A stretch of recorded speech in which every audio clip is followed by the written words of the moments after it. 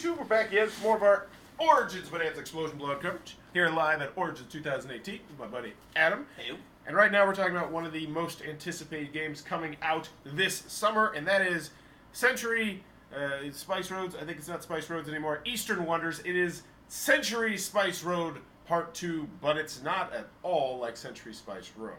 So, this is a game in which it's a pick up and deliver game at its purest form, where you're going to be trying to deliver cubes to different spots on this thing. You're going to be sailing around your boat, and you're going to be going to spots that served very much the same purpose as the cards in Century Spice Road. So you'll go to this spot, and it'll say, turn 1 green cube into 3 red cubes and a yellow cube. And then you go to another spot and say, turn 3 yellow cubes into 1 brown cube. And essentially, you're just going to be moving around.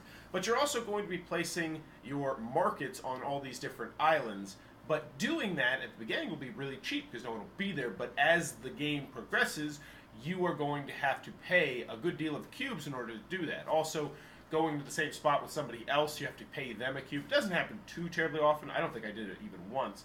But it is something in there, so there's a little bit more player interaction.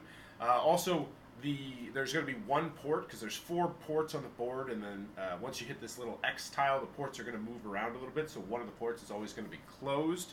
Yeah, it kind of forces you to cycle through the entire board. Yeah. You don't just end up in your own corner.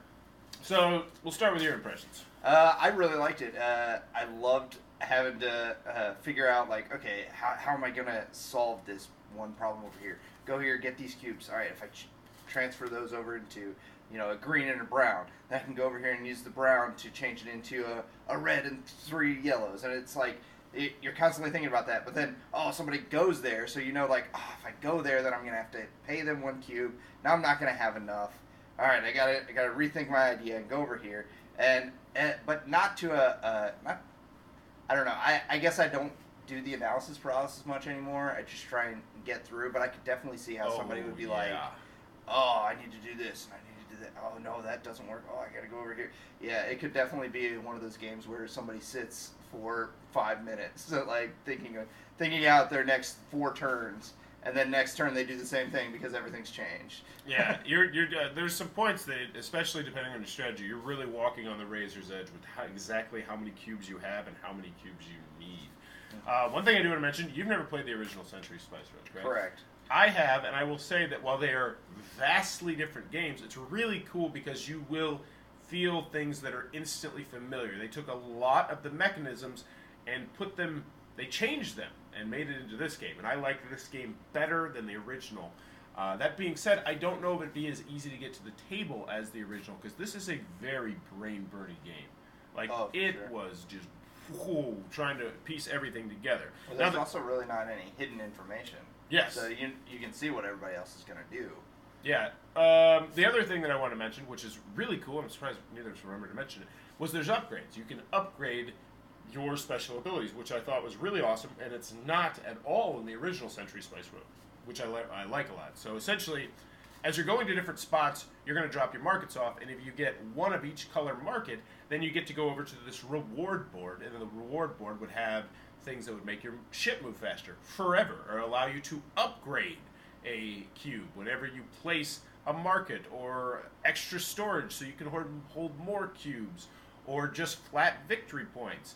And the way that they designed it, Emerson designed it, is that you're going to be able to put together both copies of the game. And how it works is essentially you can take a card from the original Century Spice Road and then use that as a card in this game as a reward. But overall, I really liked it. I could see it being hard to get to the table because it's not quite as gateway game.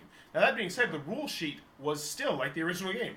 Just 1 page. 1 thin page. So they crammed all those rules on there. I didn't get a chance to read the rules, but I imagine they're probably pretty well done with a game like this. They want to do their due diligence. There was also a number of, we had a number of questions during it, and had that guy not been there to say, this is the correct way, this isn't the correct way, it could have been a drag to go through the book and look through but that's what I'm saying. Like, the rule book is just 1 page. It's but you might be looking things up quite a bit, is what I'm saying, on your first game. I can see that. Also, we were taught by somebody who they themselves said, can somebody else, can you teach them? And then I'll finish the rest. So we kind of got taught by 2 people. One guy who was not quite as sure of himself. True as well. But that was Century Eastern Wonders from the company that does that. If you enjoyed this Origins coverage, please be sure to click on that subscribe button down below in the comments below. Let me know, bacon or sausage? Bacon. Yeah, bacon. Obviously.